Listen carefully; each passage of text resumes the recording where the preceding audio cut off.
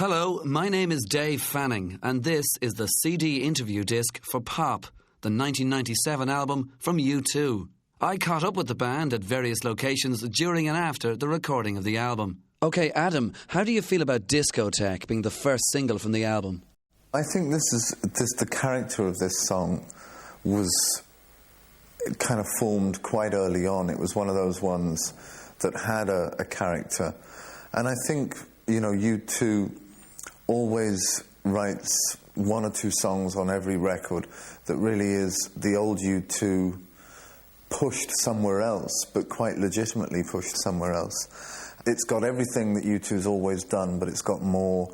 It's got kind of some fun, some throwaway stuff. And it's got a vitality that we always are attracted to, and I guess that's why it kind of, for us, seemed like it was going to be one of those tracks that was destined to be a single. OK, well, Bono, on Discotheque, it sounds like there's much more music being played. I mean, more guitar, more drums, more everything, really. Do you think that's true?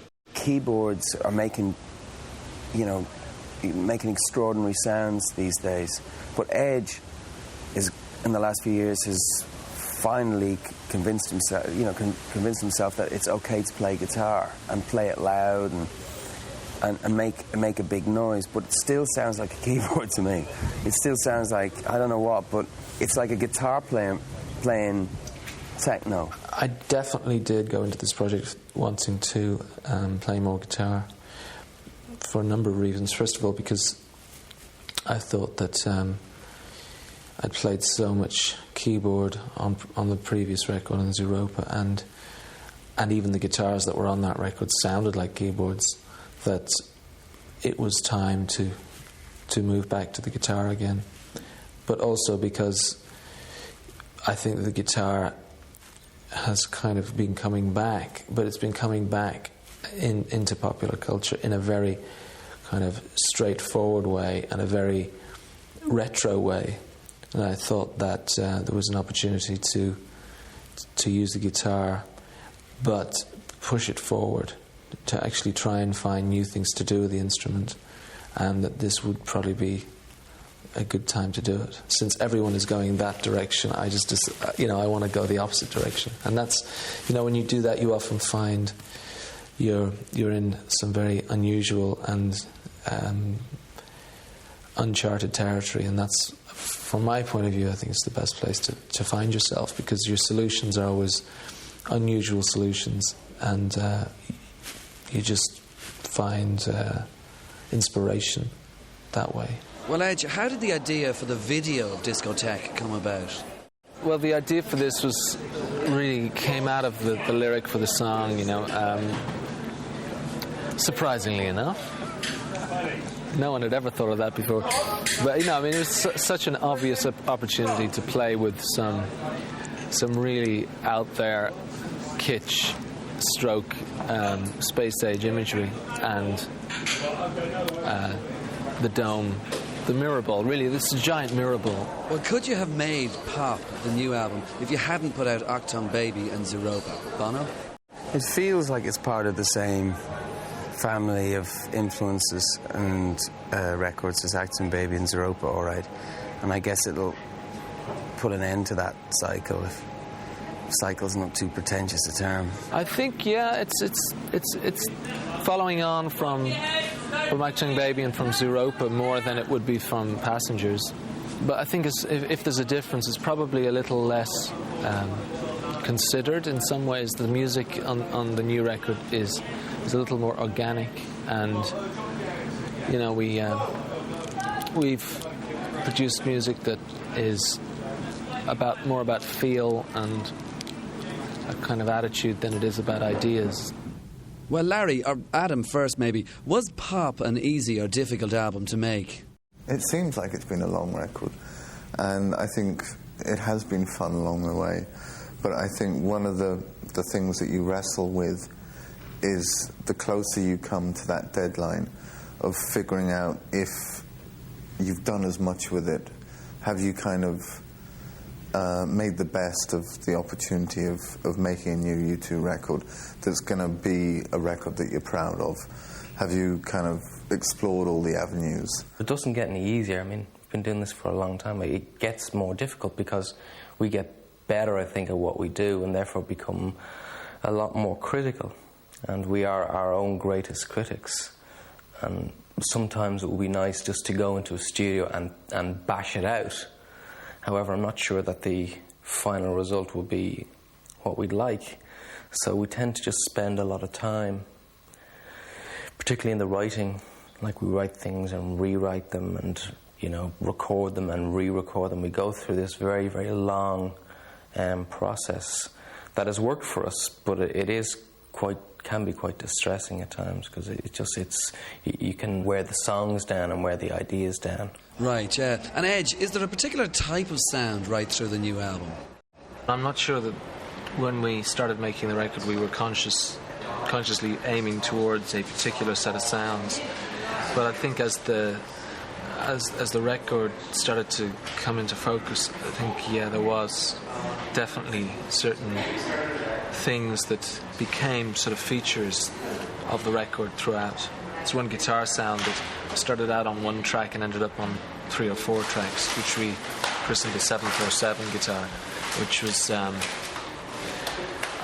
it's hard to describe really, because it's really the sound of guitar through an amplifier and effects that are so overdriven that the actual equipment is humming and making its own sound. And Bono, who do you think is going to actually sort of listen to the new album? I mean, is it going to be a lot of the newer people who listen to Octung Baby, or will it be the diehard U2 fans? I don't know who's going to buy the records.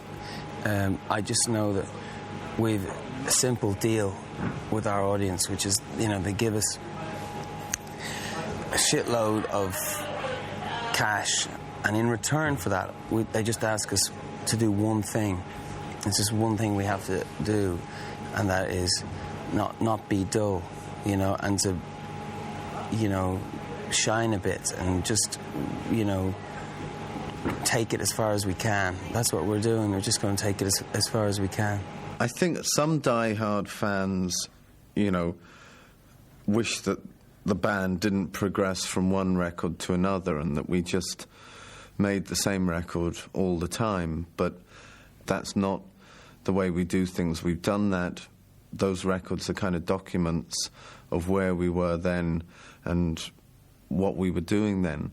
And this is a record of what we're doing now and where we are now. So, we're always going to be interested in going forward and be curious about where we can take the band as to how we can keep the band in the same place. But, if they're open and, they give the record some time, I think they'll enjoy it as much as any other record. And I hope that there's an audience out there that maybe wouldn't have listened to U2 before, who go, okay, I'll check it out. But equally so, I hope that there are people who enjoy what the band does and kind of follow us on this particular journey and go, this is quite interesting music. Maybe we should check out other types of music that incorporate these ideas. OK, Bono, what about the whole studio setup for Pop? I mean, who was actually involved in the making of the album besides the four of you? Well, we've had lots of different people involved. Flood in charge. We've had Nelly Hooper in. Howie B has been mixing things and engineering. Spike is an amazing engineer. Brian Eno's not in on this project, though he's at the periphery and sending us the odd note, which is great, because you'd miss him being around. But then again, he doesn't like loud music. He's not that fond of guitars either. Doesn't really like vocals. There's a bit of singing on it. And Larry's fed up playing the congas. Wants to kick some ass. Flood is very much a band-focused producer, and he's worked with a lot of different people. So it's hard to pin him down. He's not that type of producer. He's not really that type, but he is a type of producer, and it's really hard to say what that is exactly. He's also somebody who was an engineer beforehand. He understands music. So he's got a lot of things going for him. However, working with U2, it is really hard, because there are 4 individuals in the band who have, different tastes, who like to hear things in different ways. And to try and balance all those opinions and try not to offend one person is very hard. And I don't envy his position. Flood is kind of the person who's kept the whole thing together over the year.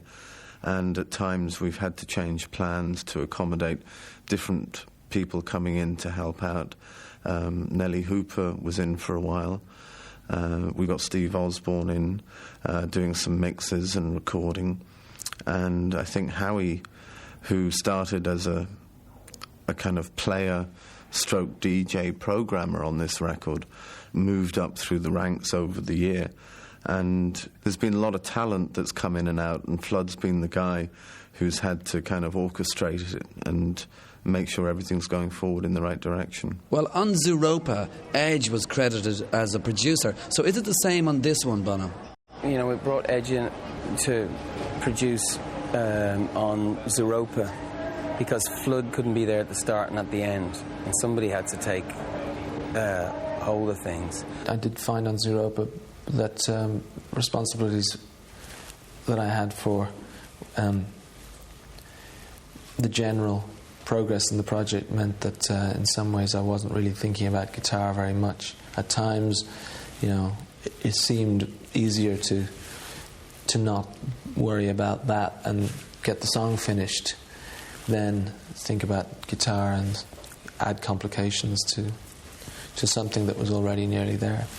So, I did feel that definitely on that last record on Zooropa, that it was hard to do both, to really concentrate on both. So this record I'm not producing. He's really an extraordinary guitar player, and in the last, whatever it is, 5 years, people are obsessed with guitar music, but there's hardly any guitar players that you would even recognise if you took the band away. You wouldn't. They all sound the same. They all sound like other guitar players. Whereas Edge is an original of the species. Only problem is sometimes he doesn't want to play the guitar. He wants to play the drums, or he wants to play something else. And I think on this record he's kind of fallen back in love with the guitar. So that's great for us, to have him want to play guitar again. All right, Larry, what does there need to be for you to just sort of like walk away from a project and say, it's everything I wanted from it?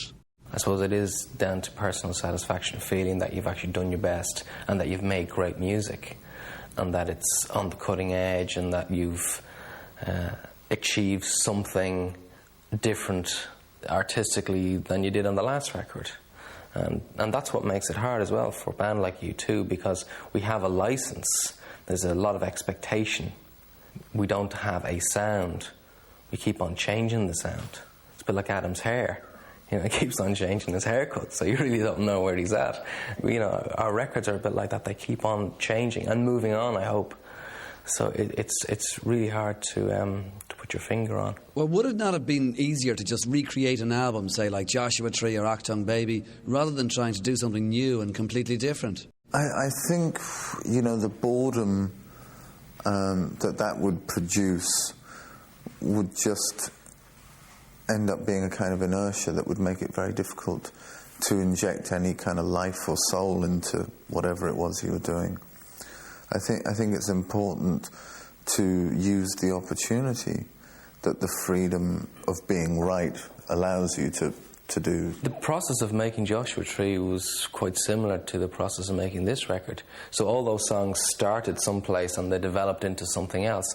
So we wouldn't know how to get back to it. That's the truth. I wouldn't know where to. Someone said, well, look, just doing another Bad. I think we'd look at it and say, well, where do we start? I don't think we are the band that could recreate something, really, because it's for us, music is something that's so much to do with its time that once you've done it, it would be impossible to kind of go back. And I think the truth of it is that whenever we go in to make a record, we always go in to make the same record. It's just every time it comes out completely differently for a number of reasons. First of all, because we're listening to very different music. and being inspired and turned on by different things. And because, you know, we're different people. You know, we've seen, learned, heard so many more things in the interim period that have interested us, that inevitably we come out with different things. And also we forget all the things that we did know. So, I mean, I would love to be able to sit down and write tunes like we wrote on the Boy album, but I've forgotten how. And so, I mean, that sounds very glib and very throwaway, but in some ways there's some truth to that. You know, I listened to some of the early records there not long ago, and I thought, wow, there's some fantastic ideas there, some really great things going on, and how the hell did we come up with those? I have no idea.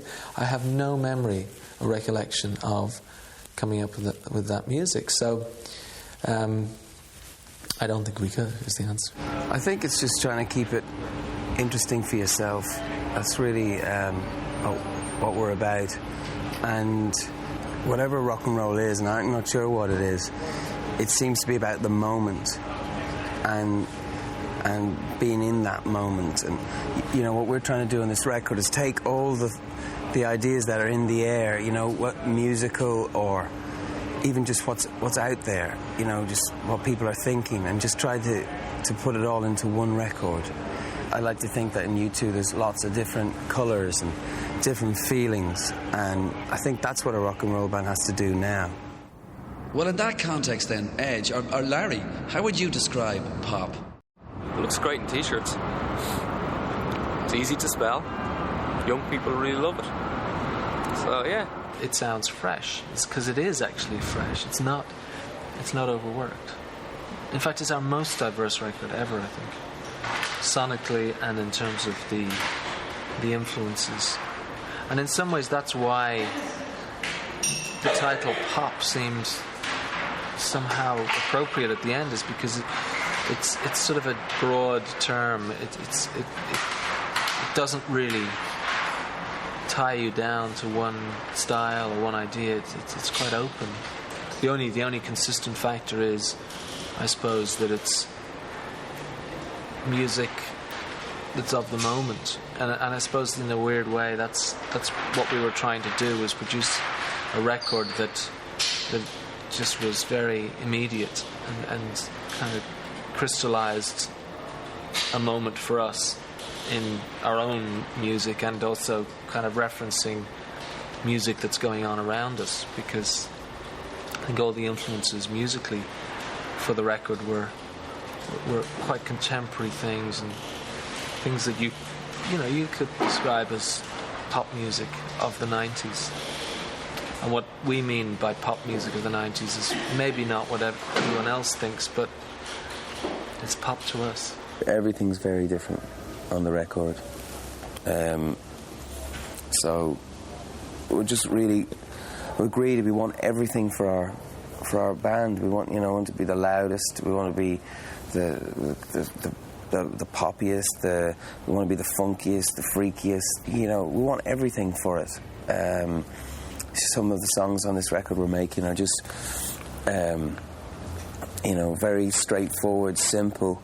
Just the band just playing.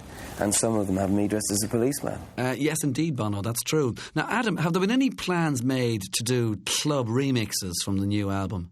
For us, the music that we've been interested in and have listened to most over the last 4 or 5 years is what's been happening in club culture, because it's a kind of a connoisseur's approach to music. The DJs are the guys who go around all the record shops looking for old vinyl, listening to stuff, knowing where licks come from, and then collaging them together with beats and samples and stuff. And in a way, musicians weren't doing that anymore. I don't know why, but it seemed like reaching back to blues or jazz It just didn't make any sense for musicians to go back and learn how to do that stuff. So the DJs have kind of found a way of going back and finding those things and kind of reinventing them in a more modern context. And I think that's what's interested us musically over the last few years. Well, was the musical direction of pop in place from the start of recording? I mean, do you feel you achieved what you set out to achieve musically?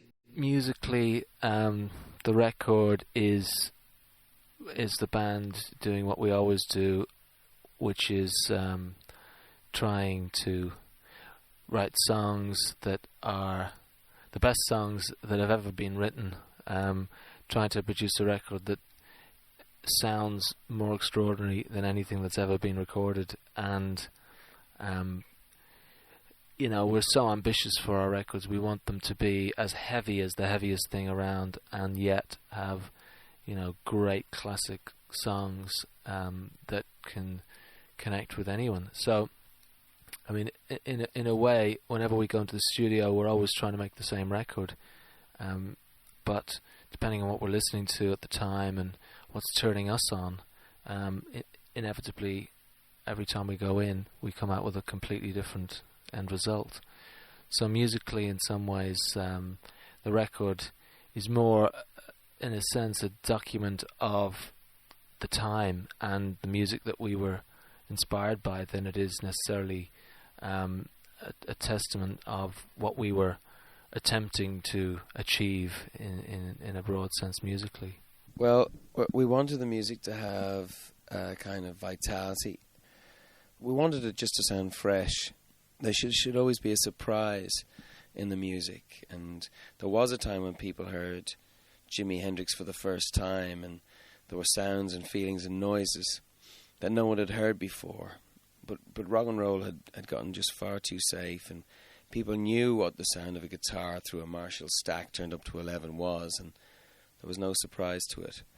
So we had to try and start again and find something fresh, which entailed breaking up the band and starting again, sort of, which we've always done, which we did on The Unforgettable Fire, and we did it with Acting Baby, and I guess we've done it again with pop. Well, all of your albums have a geographical resonance, a sort of a visual landscape. So where is pop located? Well, I don't think this record has any one location or any one point of view. To me, the songs feel like overheard conversations, you know, some of which I feel I'm in or I'm having with myself, or ones that I'm having with somebody else that I've met or might meet. But there's no overall point of view on this record. It's almost about that. It doesn't really have a geographic location. It's more a sort of musical location, and it's sort of made on the run. It's about grabbing the moment and, you know, not really being too self-conscious or pondering too hard on what it is we're about. It's just really just getting off on some great tunes and great sounds. So I don't think it has a strong geographical location in the sense that Berlin was the backdrop for Acting Baby. I think they're very extraordinary songs in some ways. Sonically, they're quite groundbreaking, certainly for us. And but at the same time, there's a discipline and a focus which makes them, in some ways, quite classic. So no, there isn't a geographic location, but I think it does have a very set attitude that binds it together. The rhythm section seems to me, anyway, to be much more evident on this record than any other. Was this intentional from the very beginning? Adam and Larry, I think, on this record, playing some of the best that they've ever played on a U2 record. And I think that it's really, in some ways, as an album, it's led from the rhythm section. That's fine by me, you know. But when we were writing it, that was kind of in our minds, you know. We wanted the record to be a very rhythmic record, and we wanted also for there to be a strong personality to the rhythms. We didn't want it to be generic rhythm. Yeah, I think it is Adam and Larry's record. I think they did take over in a funny way, even though myself and Edge are pushing out the songwriting boat. In the end, there's a hard groove, at the bottom of it all, and it's theirs. But Adam has this kind of heavy finger, and Larry has this kind of heavy foot, and there's no one really quite like them. And in the world of the drum machine and drum loop and, you know, bass synthesizer, you know, you just can't press a button and get what they do. OK, well, that's the band. Howie B, what do you make of the new album? I just think it's completely fresh. It's very fresh. There's no one out there just now that's making this sort of music. And it's like loads of different styles in there. And it's like a cohesive band working together, just pushing some barriers. Music's magic. That's it. It's really good. So that's how I would describe it. And what's it been like working with U2? It's been really exciting, you know. It's been the fact that we've all been at it for such a long time and we're all still talking and communicating, and it's a good vibe. It's great. It's really good. It's been a long one. It's like I've known what I've been doing for about 6 months. I've never been in that situation before. It's great. And do you think discotheque represents a lot of what is on the new album in terms of, you know, sound, style, that kind of thing? Well, I don't think there's any one tune that is representative. I think there's a lot of tunes on the album, and they've all got different flavours. Some are up-tempo, some are slow. But in terms of its sound, I mean, I know it is unique. I mean, each tune is unique, but they all work together. And did you have a good time working with Flood? Magic. But I'd never worked with them, and so that was good. It's been a real good sort of exchange of ideas and just taking loads of stuff, you know, just watching them work and stuff is magic. But you know, it's good. It's been really, really, really a good laugh.